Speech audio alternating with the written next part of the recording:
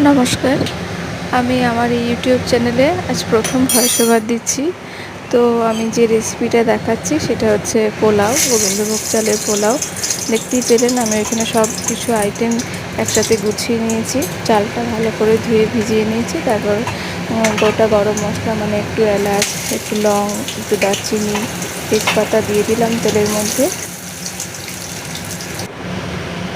এরপর আমি একটুখানি নুন, হলুদ সব দেবো। তারপর চালটা দিয়ে দেবো।